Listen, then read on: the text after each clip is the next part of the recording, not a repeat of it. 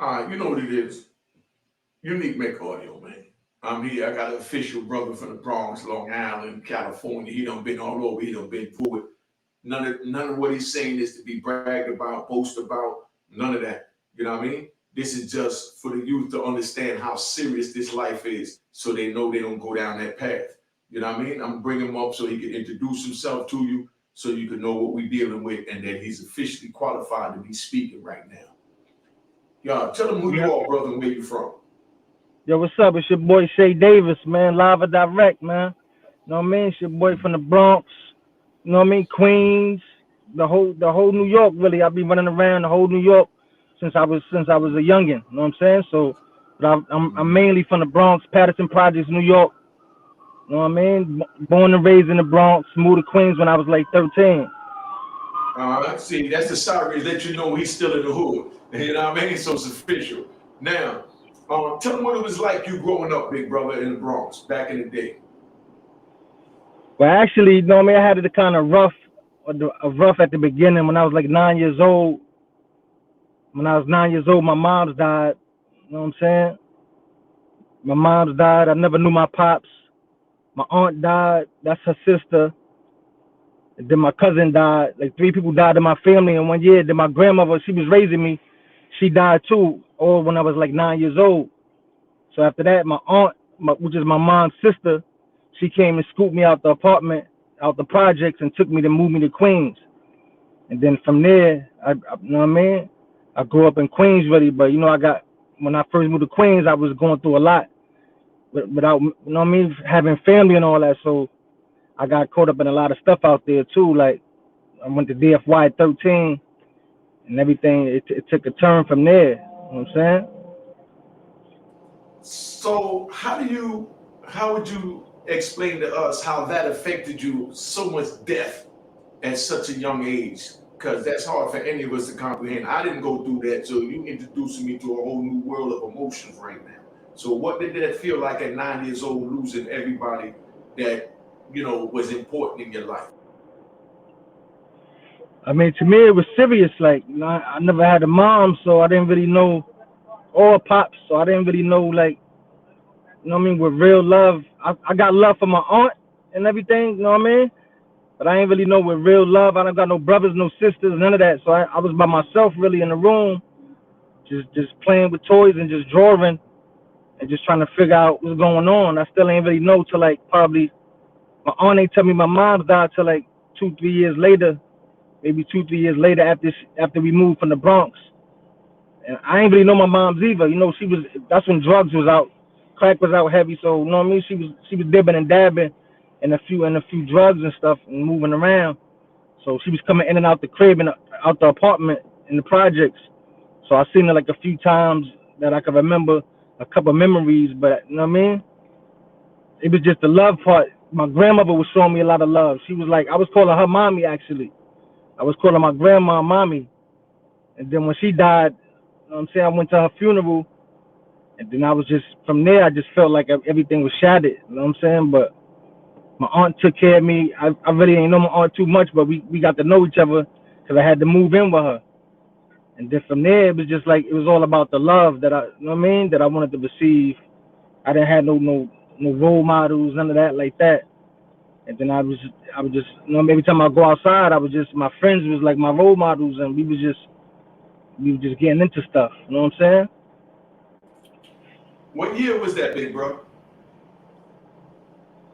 Well, when my mom's like 9 years old, that was probably like 80, 89, like 88, 89 when I moved to Queens, like 88, 89. Cause like 90, when I was 13, like 90, I did my first I got locked up in DFY. I did my first DFY bid.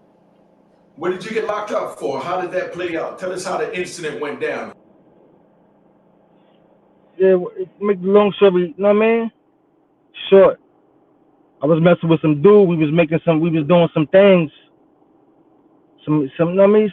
Just running around trying to get some money.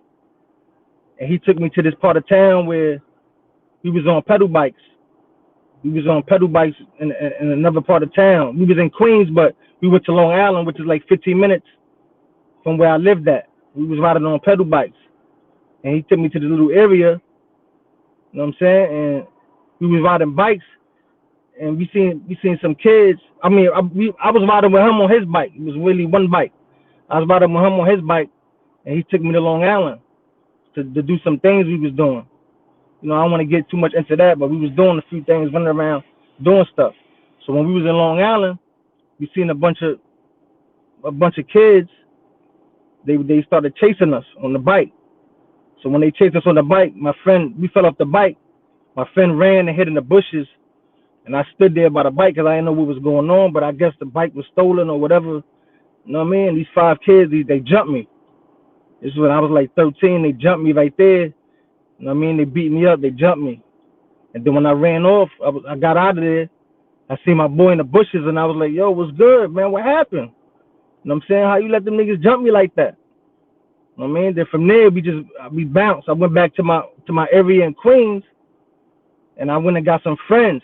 I got some friends that I knew. Some of them was a little bit older than me, but I went and got them, and then we rolled back to that area. Like, probably like, it was like 7 of us. We rolled back to that area. It's probably like the next day or two, we go back to that area. You know what I'm saying, in Long Island. So now while we riding the bikes, we like 7 deep. I had a razor. I had the orange box cutter. You know, they had the orange box cutters back in the days, the long box cutter. I had that on me. So while we riding the bikes, we see one of the kids that jumped me. He's delivering newspapers. I guess he's delivering newspapers. And then you know what I mean? We ran up on him. I was like, yo, that's one of the kids right there. So we ran up on him. And one of my boys that was with me, he was talking to him like, yo, what happened? You know what I'm saying? Y'all jumped my little man, this and that. So while they was talking, I was, you know what I mean? I dug in my pocket. I grabbed the razor. And while they was talking, I just went on the side of the old boy that jumped me. And I just cut him, gave him a whole $150 from like his ear to the back to his other, all around his neck to his other ear. I gave him a big $150. And I seen his whole jaw, his skin coming off and all that. I went deep in there because I was mad, so I gave him a real $150, and then we got up out of there. You know what I mean? We went home. So when we went home, I don't know what happened. I don't know, one of the dudes that was with us or whatever, somebody, you know what I mean? Somebody said my name or whatever happened, or one of the dudes that was with me told, I don't know what happened, but probably like a week later, police came to the school. They came looking for me in the school. But also, when I was in school, I had another fight with some dudes. You know what I mean? Some dudes. We was at the lunch table. We was at the lunch table, and some dudes that was sitting with me. We was all sitting together. They threw some mashed potatoes at somebody, and threw some food at some kid. But the kid came to me out of everybody. He came to me out of everybody and was like, "Yo, what's going on? Yo, why you throw the mashed potatoes on me?" I was like, "Yo, I didn't throw that on you, my G. I didn't." You know what I'm saying? So just the day before that, my aunt room, she had like a little box cutter, a little razor on her dresser. I took that razor to school with me because the school I was in was kind of bad. Everybody was acting bad, and I wasn't. You know what I mean? I just took it just to have it, just for protection. And it just so happened the next day I got in. You know what I mean? I got in some shit. Now the dude that pressed me, he was like, "Yo, why you threw food on me?" And I was like, "Yo, I ain't throw no food at you." So he pushed me, and then everybody's like, "Yo, y'all should shoot the fair one." So that's what we did. After lunch was over, we went in the hallway, and we shot a fair one. We was shooting the fair one. So we was doing good on the fair one, but he grabbed me in like a suplex position, like a bear hug, and I pulled the razor out and I cut him on his head, like, you know what I mean, all around his head. I cut him deep too, around his head. And then I went back to the class, and then like probably a couple minutes later, you know what I mean, they called my name on the loudspeaker and was like, "Oh, yo, Shae Davis, come to the principal office. Come to the principal office." So I went down there, and then they, you know what I mean, they suspended me from school or whatever for that. I got in trouble for that. But now I'm home. I cut the other dude like a week prior to this. Now I'm home. Police coming to, I don't know why, I don't know how they got my address and all that, but police came to my door. My aunt was at work. I'm not in school. I'm at home. Police come to my door. Police I'm not answering the door, nothing like that. You know what I'm saying? I seen like two plainclothes cops come to my door. So I'm like, yo, who that? I never answered the door. And then, probably like the next day or whatever, they came and my aunt was home. And they was like, yo, we looking for Shae Davis. Do we live here? And my aunt was like, yeah, he home. And then from there, they took me in. And I was in DFY since then. What was that experience like walking into DFY at 13? Describe to the youth what that was like, the experience. You know how they strip you, whatever they did, shower, lock you up, put you in the cell. Tell them in detail how that played out, entering DFY back in like 1990. Well, when I first went there, I don't remember getting strip search and all. That was so long time ago, but you know what I'm saying? I just knew I was like nervous because it was a lot of kids that was bad. Like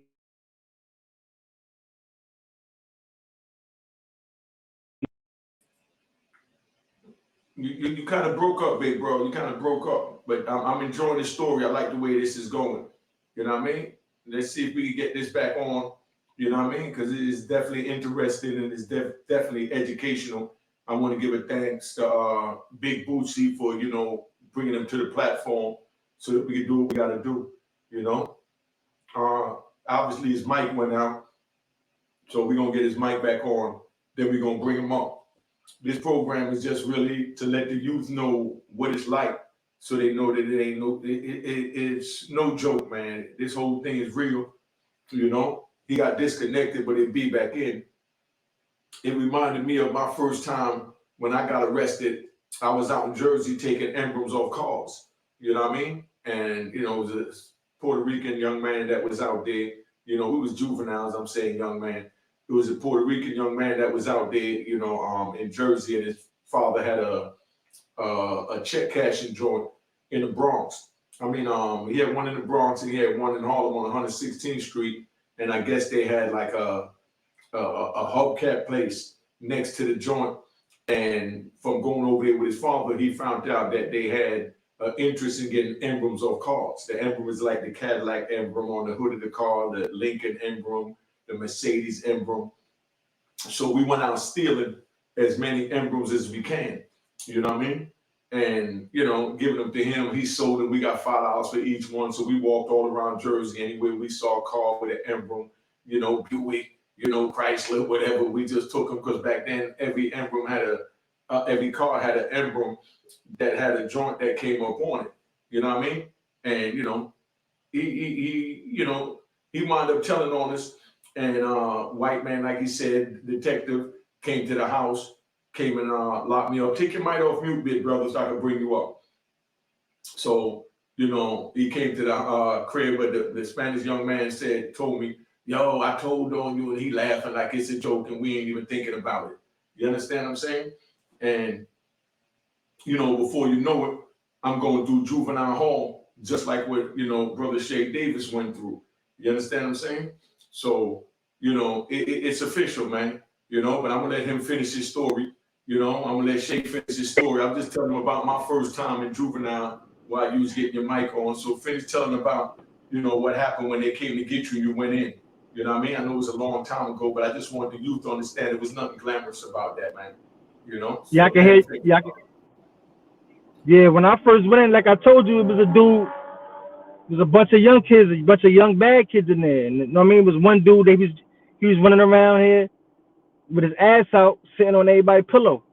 When he came to my bed, I stood up to him, and we was face to face. We didn't have a fight or nothing, but that's where it first started. My first day when I was in there. You heard? What you mean his ass out on the pillow? Break that down. I don't understand that. That don't make sense, brother. What do you mean? He was naked? Nah, he was just putting his pants down, sitting on everybody's pillow, laughing and joking. Oh, okay. So how do you handle that? Nah, when he was coming to sit on my pillow, I just stood up to him and was like, "Yo, that's not really happening." We just looked at each other and we just, we did the UFC challenge. You know what I mean? Like we was about to fight, and that was it from there. Mm-hmm. Okay. Mm-hmm. All right. So they speed it up. So now you come home and you back on the street after going to DFY. So what happened after that? You know, how'd you wind up getting back in trouble with the law again? After that, we you know what I'm saying? I got caught up again, like, you know what I'm saying? Like a year later, I'm like 16, 17. I just turned 17. I came home like 16. You know what I mean? I'm turning 17. I got locked up like a month after my birthday in August. My birthday in July. You know what I'm saying? I got caught up. I caught beef with one of my dudes. We was doing something together too, like, you know what I'm saying? We was putting some work in together, and he wound up robbing me and stuff like that. Robbed my friend in my crib, stuff like that. So I got tired of that, and I said, yo, I'm going to the Bronx. This when I was living in Queens. I said, I'm going to the Bronx to go get some guns. So me and my friend, we went to the Bronx to go get some guns, and we took the train back. You know what I'm saying? I had a 20 gauge, a sawed off 20 gauge on me. He had a Derringer on him, a 2-shot Derringer. So as we coming back from the Bronx, my boy fell asleep on the train, and then when the train stop came, he got up and his gun fell off his waist. He forgot. No, I mean, it was, you know, the train was crowded, so his gun fell off his waist, and then he picked it back up. When he picked it back up, we both was basically hot, walking with guns now. So you know, the civilians, they told the police. So like probably like 10 minutes later, as we walked into the next train, police started chasing both of us. They caught him, but they started chasing me. But as I got on the train, I pulled out the hammer. It was two police, undercover police, that was chasing me. So I pulled out, you know what I mean, and I shot one off. You know what I mean, one guy hit, and then as he got hit with my joint, another police came up the train and started shooting him, thinking he was the suspect. There was a whole confusion on the train, so I got caught up in that too. So you know what I mean? They locked me up. After they shot the police up, you know what I mean? They came on the train, stopped the train, came on the train and was like, yo, the suspect is still on one of these trains. So when I got up, police opened the door. He seen me there with another dude. He looked at my bag, looked at the dude bag. The dude next to me had a book bag. He looked in his book bag, then he looked at me, and he just got me off the train and he just put me in cuffs and just took me in. So what happened when they took you in? What was the process, you know, with that situation? Well, that situation, they took me straight to Rikers Island. First, it was on the news and all that. It was broadcast on the news because the police got shot. So first they put me to some precinct that was in the train station. They took all my clothes for evidence. So when they put me on the news, I had like a hospital gown on. As soon as I got up the precinct, you know, it was a whole bunch of cameras and, you know what I mean, news people and everybody interviewing me while I was walking. And they took me straight to Rikers Island. But once I hit Rikers Island, I was like a, you know what I mean, a hot boy because I shot police. And you know, police was on me for that one. I had beef with the police as soon as I hit the island. As soon as I hit Rikers Island, C-74. All right, so what was that like with the other inmates? How did they treat you and how did you react? Because, you know, Rikers Island, they used to let you wear your clothes and your jewelry. And, you know, if you couldn't hold that, you know, down, you know, you already know. So tell them what happened when you hit Rikers Island and some of the things you saw, what went on. Because obviously you didn't say you was selling drugs yet, so your weight wasn't up like that. But I know you seen dudes that their weight was up and they came in with the big Jesus pieces and the medallions and, you know what I mean? And the British Falcons and their Adidas. You know, tell them some of the things that happened on Rikers Island back then when you got locked up, big bro. A lot of stuff was going on Rikers Island, mainly a lot of cuttings and stuff like that. You know what I'm saying? A lot of cuttings was going on. Niggas knocking police out, police knocking people out. When I first went to Rikers Island, I had a mouth full of gold teeth. You know what I'm saying? In my mouth. So police told me to take it out. You know what I'm saying? I ain't want to take it out. So police punched me in my mouth, knocked all my teeth out. And I didn't know no better, so I punched them right back. Once I punched them back, like 2-3 police officers, they jumped me in the cell. You know what I mean? Lumped me up real good. And that was my first day experiences just from the first day on the island. That was my first experience. I knew shit was real there. I was like, yo, they letting police beat niggas up. But that, you know what I mean? That's what happened. And then from there, once one of the police, he's like, yo, you a police killer. I mean, the one that jumped me, he was like, yo, you know what? All right, you going to this house, but soon I'm gonna get you on my house, where it's real at. And that was 2 Upper. And he showed like probably like a couple months later after I was in population, he put me right in his house, and I wound up in 2 Upper with him too. And that house was crazy. A lot was going on in that house too. What were some of the things going on in 2 Upper? Basically, a lot of people getting cut, niggas getting cut, knocked out, fighting over the phone. You know what I mean, getting drugs taken for them. It was a whole lot of action in there. Just everything. Niggas getting robbed in the bullpens. You know what I'm saying? Stuff like that. Everybody getting robbed. People who you thought was tough guys was getting their sneakers taken.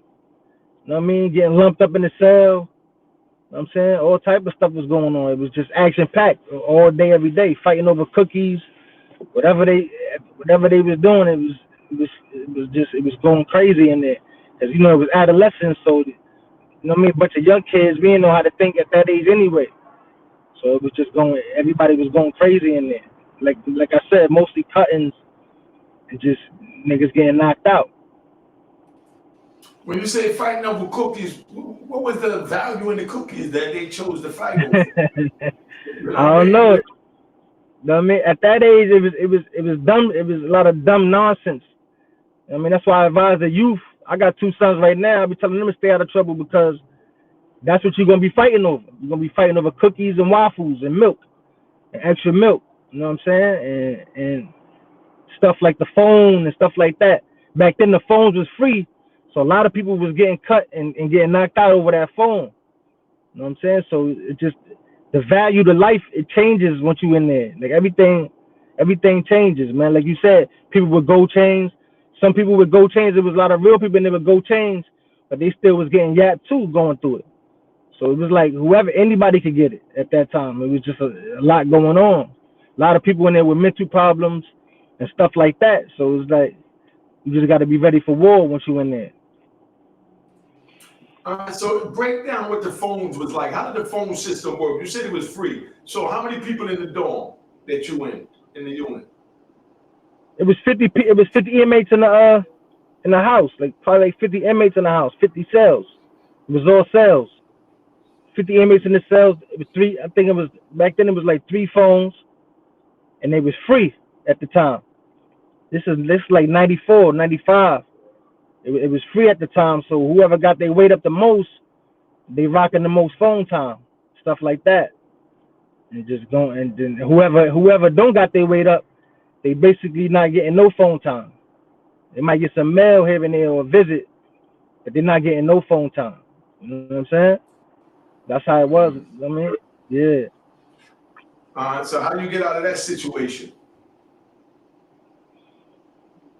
Well, you know what I mean? They sent me up north. They sent me up north. I had to do 6 up north.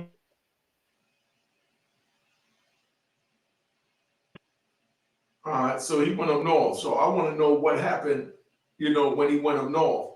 His joint freezing right now. It must be the weather. But we definitely gonna talk about uh, Lewisburg. Lewisburg at the time, we had the same situation. We didn't have free calls. We only had collect calls. You know what I mean? But we only had 3 phones in the joint. You know what I mean? And it's like we had a DC phone, a New York phone, you know what I mean? And then we had a Latin King phone, or you know what I mean, a Spanish phone, let's say, you know what I mean? Because it's only 3 phones. So you got New York, DC, because we in Lewisburg. And then you got the Latin King phone, which is the Spanish phone that you got the Dominicans and all that shit. So when you're waiting on phone time to get on the phone, when you're waiting on phone time to get on the phone, you had to go to your peoples to get online behind your next person that's there. And if you notice, I didn't say nothing about a white phone or an Italian phone. So it was real hard over there. So turn your phone sideways, big bro. You know what I mean? So we get you in the whole screen, So I'm really just, letting y'all know how this thing works. His joint keep jumping out, but I'm gonna keep the story going, the joint moving. So, the Italians, no disrespect, they had to pay us to get on the phone after 8 o'clock. During the day, we ain't that much on the phone because we at the movie theater or whatever. But after 8 o'clock, they had to pay a card to get on the phone. We call that prime time. You know what I mean? I was telling them that in Lewisburg that we had what we call prime time. We had a DC phone, a New York phone, and then we had a Latin King phone because we on the East Coast. You know what I mean? And you had to go for yours. And the white dudes ain't had nothing coming. The Italians ain't had nothing coming, so they had to pay us to use it after 8 o'clock. During the day, we moving around the prison. So if nobody's there, they'll get on the phone. But if a dude from DC coming, they're on the DC phone, they knew to get off. If they're on the New York phone or the Latin King phone, they knew to get off. You know what I mean? Because you got to remember, this time they wasn't locking up a lot of Italians or a lot of black guys. So all the big mafia dudes, they had to, respect our gangster, let's say. That's how Lewisburg was, Yeah. So, yeah, we good. We good. So, I'm just telling them how in Lewisburg we had the three phones, the black phone, we had the DC phone, the New York phone, and the Latin King phone, which is like really the Dominican phone, So if this is what y'all want to go through, y'all keep doing what you're doing, and you're going to have to go in there and fight over phone time and cookies, milks, and waffles. You know what I mean? And, it ain't nothing nice, man. It is what it is, But I say all that to say that, this movement is just to let y'all know what's going on the inside, and it ain't worth it not telling nobody to do it. You know what I mean? If you want to be a gangster, you want to read about being a gangster, cop the book of Rowan Hall, all right, at rowanharlem.com.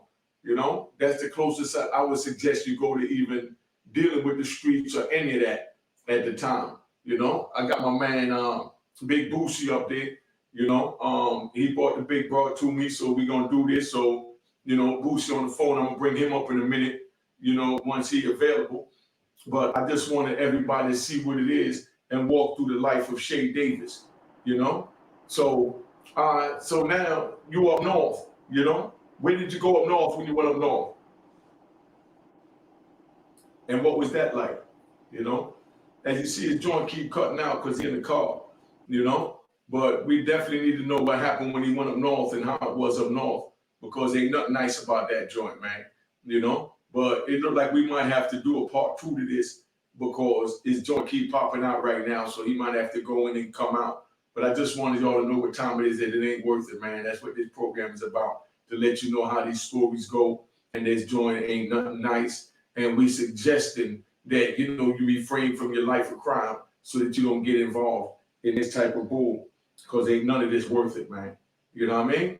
So, I'm gonna stop this for a minute. I'm gonna bring the big homie back up as soon as his joint is up. You know what I mean?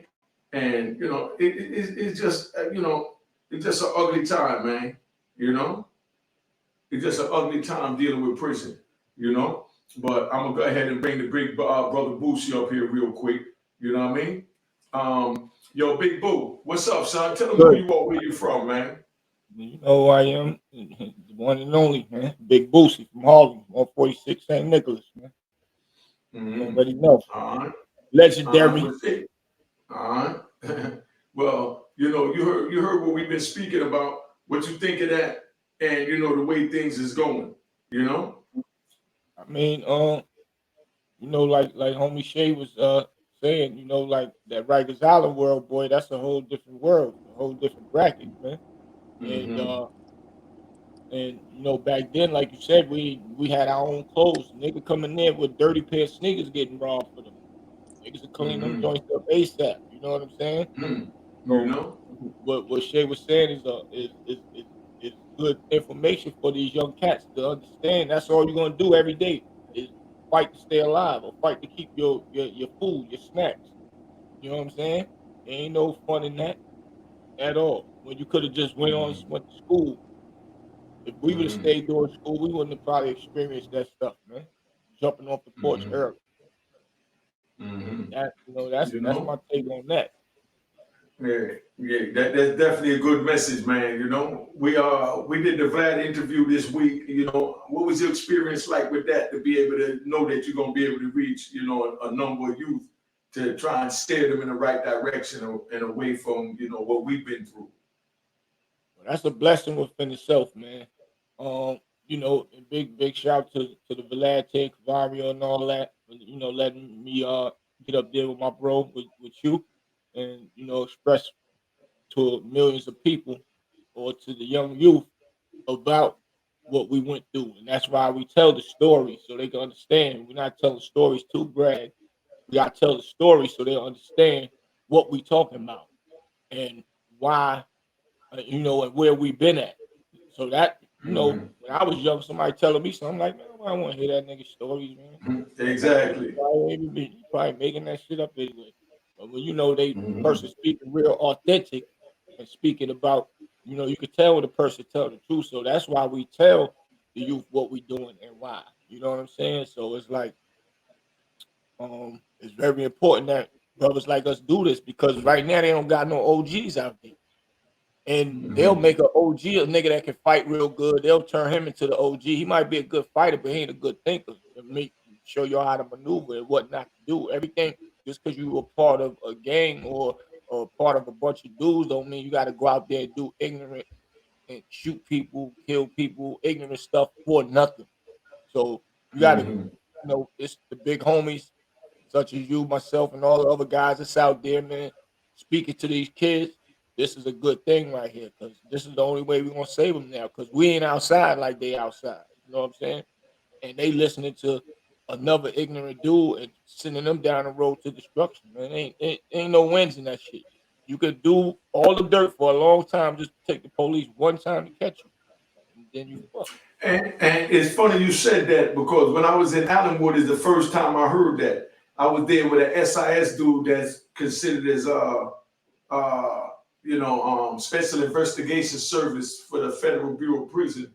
And he said, man, I know you bringing all the dope in my joint, man. I know what's going on. I know you got the Chinese working for you. You got the Latin Kings working for you. You got the blacks working for you.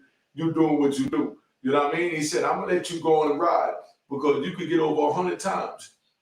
All I need to do is catch you one time and take you in that courtroom and it's over. It's lights out, you know? Right. So that's the first time I heard it. You know what I mean? But we got the big bro Shae back up here, you know?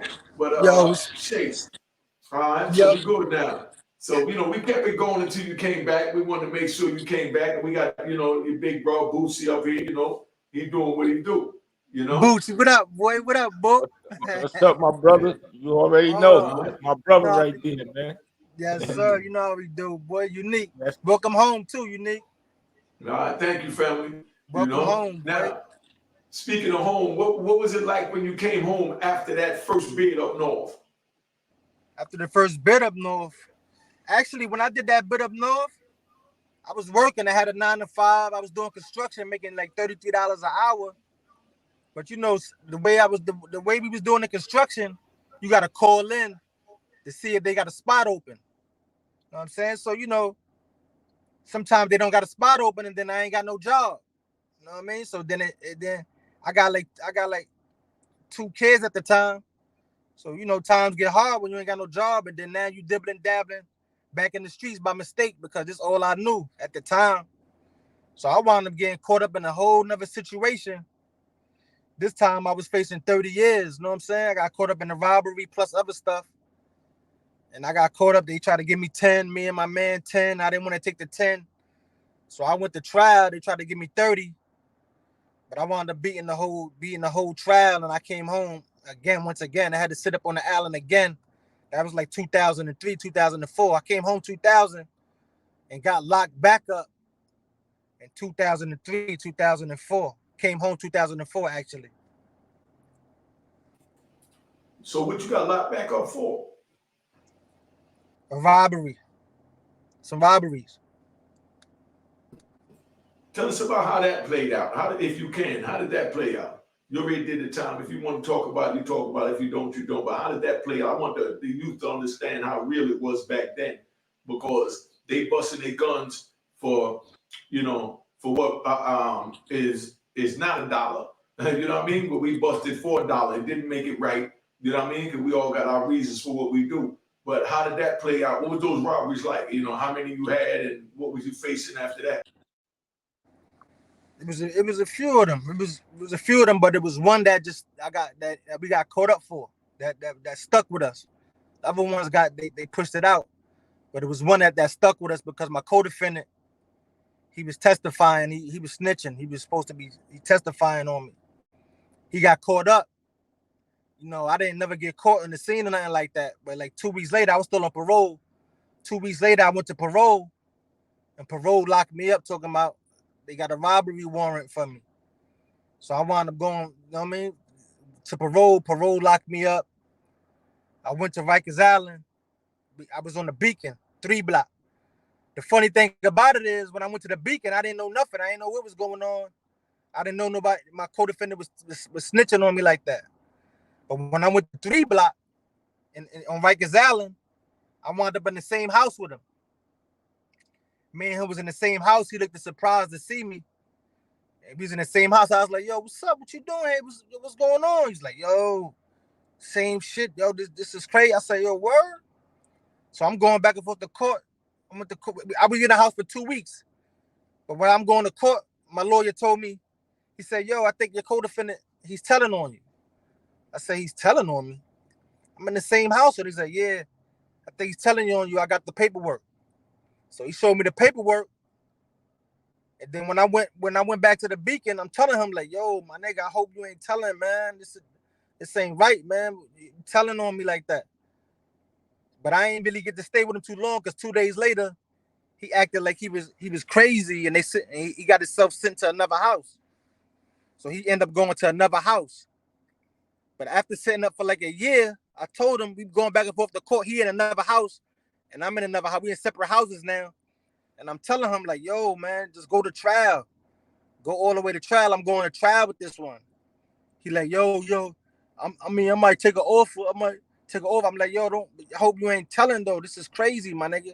They got us in different cages. I can't really touch them up or nothing. But I'm like, yo, man, I hope you ain't telling, man. Make the long story short, like a year later, I go to trial. You know what I mean? Next thing you know, they pull him out the back. They put him on the stand. So he on the stand. The lawyer asked him, the DA asked him, so who's the person that was with you that did it? He said, he pointed right at me and said, yo, that's him over there with the suit and tie on, this and that. He did this, he did that. He was the one that did all the work and did this and did that and did this. And then I just had to sit there and look at him. I ain't never talked because I had felonies. So when you go to trial, you know, you can't really talk. My lawyer said the best thing is don't talk, because they're going to bring up your past. So I didn't even talk. You know what I mean?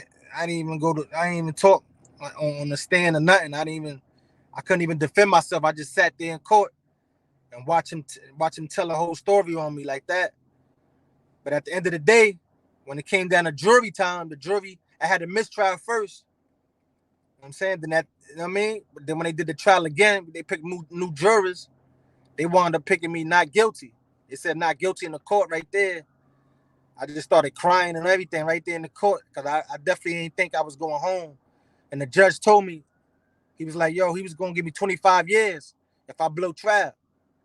But at the end of the day, I took 5 minutes out. I said, yo, hold on, I need 5 minutes to talk to my lawyer, because I might take this 10. I was getting nervous in the courtroom, and I was thinking about taking the 10 years. So I looked at my lawyer and I said, yo, hold on. Ask the judge, I need 5 more minutes to think about if I'm going to take this 10. So my lawyer told the judge that we need 5 minutes. The judge said, all right, for this 5 minutes, we're going to add another 5 years on there. So if you lose, you're going to get 30.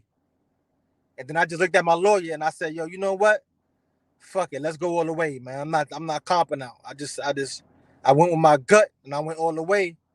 And at the end of the trial, when it was time for the verdict, the jury said not guilty. You know what I mean? They said not guilty, and I beat the whole trial. I went home that same day. But what did that feel? You know what I mean? Seeing your man, your comrade, sitting on the stand testifying against you. Explain to them what you really felt like. You know what I mean? When your comrade testified. I honestly felt like the streets don't love you. The same kid, his name is Lateef Owens. You know what I mean? His name is Lateef Owens. Everybody want to know.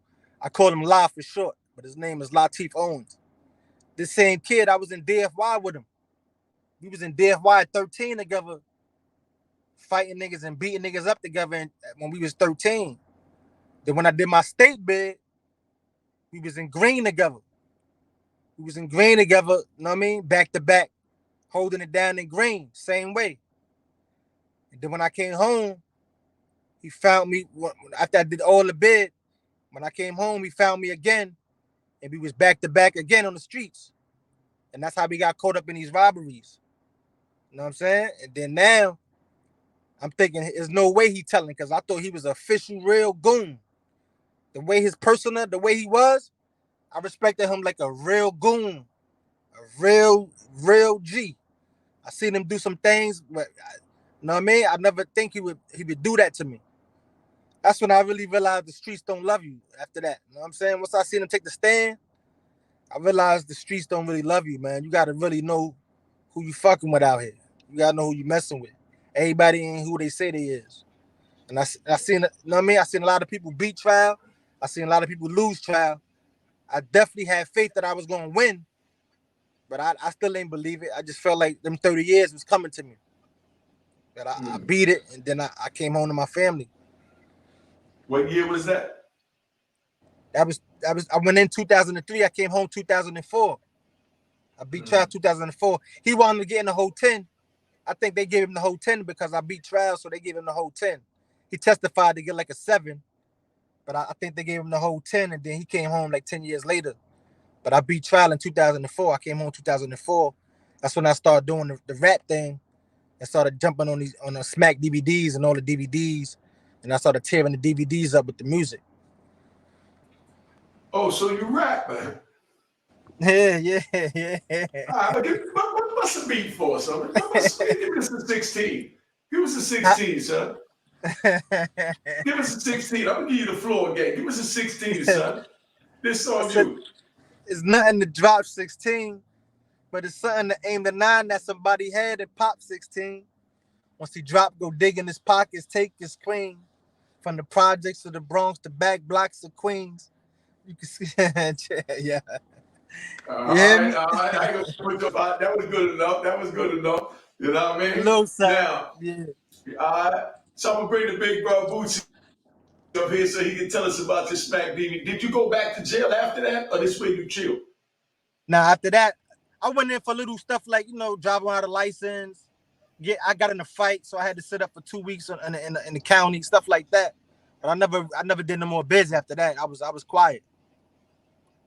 All right, so now we're gonna bring Big Bootsy up to tell who you became, because my brother proud of you, man. And he said, you gotta, I got a real success story. Somebody that, cut from our cloth, that done been through it, and he got his shit together. Now, we, heard 40 minutes of, his trying times. I ain't gotta recap it. You know what I mean? He lost a lot of people from he was 9, everybody that he ever loved. So he felt like love didn't mean nothing. And, I'm quite sure. What did you feel about God at that time? While you're losing everything at 9 years old? Right. At that time, Honestly. I didn't know too. At that time, my grandmother, she was Jehovah's Witness. So I always went to like the Kingdom Hall and church and stuff like that. But I didn't know too much about God. I didn't know too much about God to really when I went to that trial. When I went to that trial, because my wife is real, she's really religious. You know what I mean? She's real into God, like stuff like that. And her moms, they pastors and stuff like that. And they told me, they said, you're gonna come home. God said you're gonna come home. You just gotta repent and you gotta believe in God and you're gonna come home. So that's what I did. When I was in there when I did that year on the island fighting the trial, I was just praying and just reading my Bible and just, you know what I mean, praying with the people in there that was praying and just believing that I was gonna go home. She said, believe with all your heart. So I was believing with all my heart that God was gonna give me another chance. And I just kept believing and believing. And then, like you said, once they said not guilty, I knew God was real from there. And I made my promise that I'm not gonna really do no more crimes and stuff like that. You know what I mean? Ever again. And that's what I've been doing since, you know what I mean? That was in 2004. I ain't really been doing no crimes or nothing like that. Maybe a little scuffle here and there. You know what I mean? Because I was doing the rap music. So you get a little scuffle with the bouncers here and there, but that was really all. I wasn't doing no more real crimes and picking up guns and going to shoot nobody and stuff like that. I was just staying all the way out the trouble. And I used my rap music to broadcast, the person that I was, the person that I've been through, and the person, you know what I mean? I wasn't that person no more, but I was just letting people see the image of how, you know what I mean? That's the life I used to live and stuff like that. You know what I'm saying? But So you real testament. I'm bring big. Now get that finished. Nah, God is real. That's when I knew God was real after that. And I just been from there, I just been real. I had 2 more daughters when I came home. So I got 2 boys and 2 girls right now. And like when I was locked up in 97, being that I ain't had no family, I started the OTF, Only the Family. That's when I started that. OTF, it stands for Only the Family. I had my little crew in there called Only the Family because we was all like family. The inmate next to me, that was like my brother. So I was like, yo, Only the Family, and I just ran with that ever since. So even when I came home and all my videos, that's what I was repping. Only the Family, OTF, man, Only the Family. And that was my crew name and that was my record label name. And it been like that ever since. That's what's up. That's what's up. I'm proud of you, brother. Let me tell you that. That's why I got you up here. Appreciate you, bro. Appreciate you, man. That we can't change. You know what I mean? Yeah, you're a living testament, man. I'm gonna bring the big bro Boosie up here. That way you could get your flowers and how, you know, our brother look at you. You know what I mean? Because people always wait till we dead before they, you know, they give us our flowers in the form of a eulogy. But we're gonna give you your eulogy now while you up and kicking. All right? Yeah, that's love. That's love, bro. Big fact, Boosie, man. it's your turn, son. Tell us about the brother, what you know of him, and the transformation you see in him go through, and how you feel about it. I'm gonna pop off the screen so it's just you and him eye to eye, because this is a one-on-one, so that you understand that, you know, how your comrades look at you. You know what I mean? How your comrades look at you, because a lot of the youth, they think that the comrades will look at them differently if they go to school. You know what I mean? If they what they call squared up. You know what I mean? So we're gonna let Boosie tell you right now. Tell him, you know, give a synopsis on him and how you knew him growing up. You know how you viewed him growing up. I'm gonna give you a good Shae Davis. Right, I'm gonna give you a good Shae Davis story how we met. I didn't know him growing up, but you know how tight we are. You think we grew up together. There's one, he's like a brother to me. And why this is why I wanted you to have him on the show, because the kids can learn a lot from him. As they see, he just told us his story of how rough it was growing up. So I was doing a show down here, and I forgot what made him call, but somebody called and was like, "Yo, this Shae Davis on the phone." I'm like, "Who? Shae Davis?" He was like, "Yeah, but nigga, I see you got a flyer with my name on it or something." I said, I'm like, "Nah, I don't think we was talking about you, but I see what's going on." He's like, "Yeah, because ain't nobody paid me nothing. I gotta get some money if y'all put my name on the flyer." I'm like, "Yeah, who the fuck is this guy calling me and talking about Shae Davis?" So I figured it out. Niggas was telling me, "Yo, that's the dude from the Smack DVDs," and I'm like, "Word?" I'm like, so I called him back and I told him, I said, "Yo, it's a misunderstanding and all that, but yo, I like your style, my nigga. Shit, what we can do? I book you. I'll send you some money." He was like, "All right, bet." And I sent him the money and paid him half. And he came down, gave him the other half, and we had a ball at the show. So when he came down, we gearing up for the show and shit. We had a band, my boy Jabbo, God bless the dead. God bless Jabbo. Yeah. So we got him and my boy Q Life. Q Life live down here now. Q Life, what up, boy? He doing good as well. Yeah, I gotta tell him. We gotta get him up here too. He doing good as well. Facts. But so we got Shae and Q in the van, and we about to get ready to go take him to the hotel rooms, and he don't know it's like that yet. So we was negotiating what hotel we want to take him to. Shae done bust the door open wide open and jumped down like, what these niggas is up to, man? These niggas is up to something, man. My niggas stayed on point, right? So after that, we just started doing shows, and we clicked. Like we knew we was the same type of people. So we was like, yo, man, we need to start doing some more work together. He went to New York, got his shit together, came down, and we started running around touring everywhere. We had the vans doing shows. Everywhere we go, people jumping out on, yo, Shae Davis. He's signing autographs, all that, man. He was a real street, still is a real street legend, and tore them Smack DVDs up like real big. And I'm saying this to say, when he did come down south, he had his family with him, and this is what I respect about him, because he made sure that family was straight, and he ain't play that with his son, none of that. Like they gonna be the different version of him, and he did whatever was necessary to make it happen, man. And that's why I definitely got to give you flowers and give you props to how you move. Your wife is like a sis. That's my people.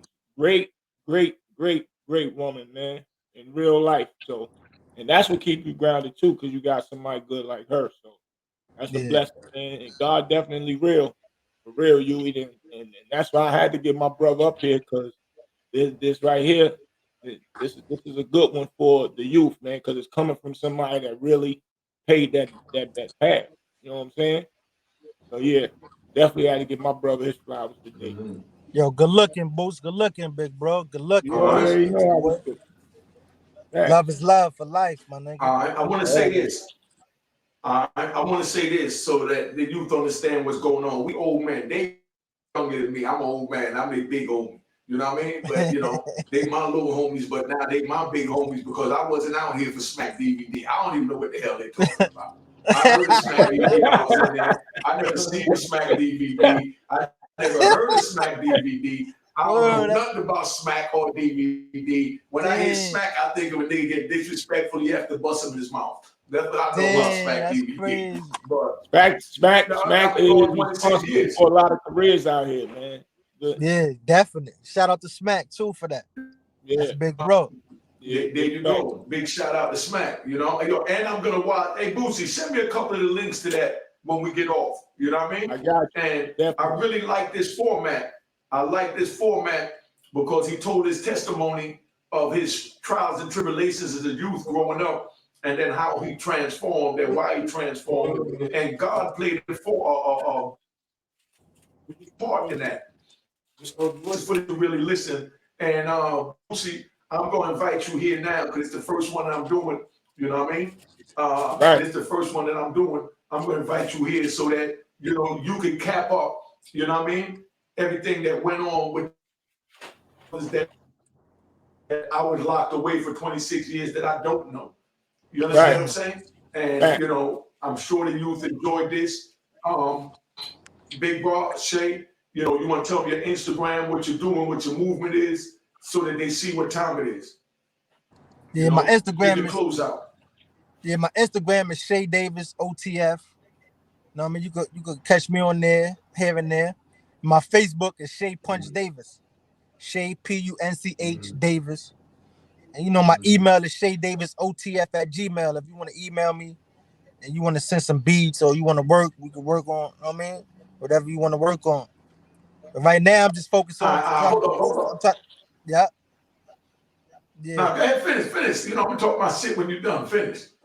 Yeah, right now with the rap, I calmed down a little bit. I'm still doing collabos and stuff like that for people who want to do collabos and stuff like that. But I've been trying to focus on getting these scripts, getting these movie scripts and all that done. I'm trying to cross over into the movie world and start to produce these movies and get into this movie land right now. So that's what I've really been working on. Get ready. We coming for that. Yes, sir. You already know, Boots. Yeah, big fact. You know what I'm saying? All right, yo, Shae, all I'm going to ask of you before I let Boosie do the closeout, all I'm going to ask is you think of a good 16, a complete 16, so that the viewers know if they want to book you, they want to collaborate with you, that it's real. We had fun with the little 2 bars, but think of a good 16 while Boosie, you know, plug his platform, what he's doing, and you're going to close out because they already know who my old ass is. All right? So, Boosie, this on you. I'm going to pop off the screen, tell them who you are, where they can find you, what you got coming on. You got Jax over there, you know what I mean? The greatest engineer, you know what I mean? When it comes to this music and entertainment and video, you know what I mean? So, you know, let them know what it is you got going on. And then I'm going to say to come in and give us a joint. So I'm going to pop off the screen. And as a matter of fact, I'm going to bring Shae off too, let you have this by yourself to tell them what you're doing. And then we're going to bring Shae up to give us a good 16, a complete 16. Yo, can I? Yeah, I'm gonna give him a 16 later because you know he got nothing for them right now. You You heard? heard him, Huey? Unique.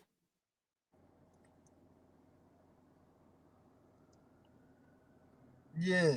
Unique. Unique went out.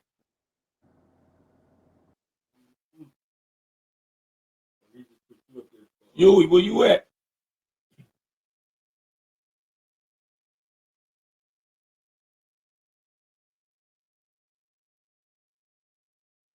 Can't hear you, you.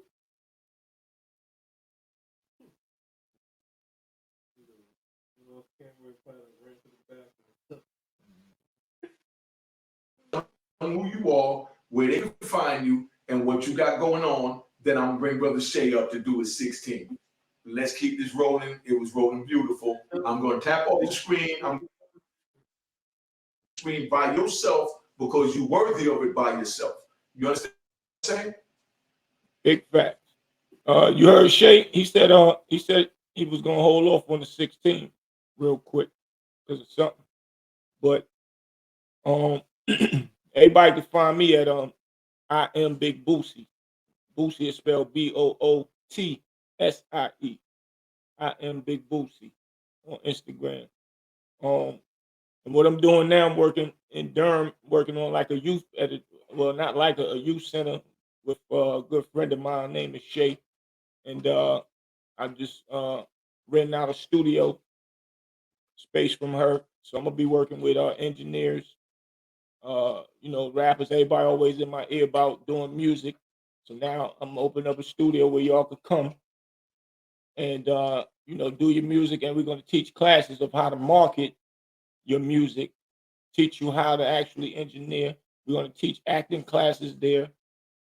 And it ain't all just for the youth, it's for grown-ups as well. And we'll be that gateway to people in North Carolina, all the surrounding areas that don't have a lane to reach out to record labels and other artists to get features, to get their stuff on the radio, get articles in get articles of themselves in like magazines and stuff like that. We're going to show y'all how to do it, and we're going to actually get some actors. Once we teach you the classes, we're going to get you an agent, and we're going to have you set up where you actually be in and get in movies as well. Not only that, we're going to be shooting films, and we're going to have people that's in the school that's in there. The people that's in taking the classes. We're going to have you all actually working out on scene with actually filming real movies, and these movies will be put on Tubies and Peacocks and all that. So you'll actually see your work happening in real time and also get a check from it later on. So you'll be learning the process and making money all at the same time, and actually being sent to be in real films, real movies. So that's what we're doing. And we'll probably be starting in about another 30 days, maybe 2 weeks, really, but I'm gonna give it 30 days. But y'all to see the promotion going up.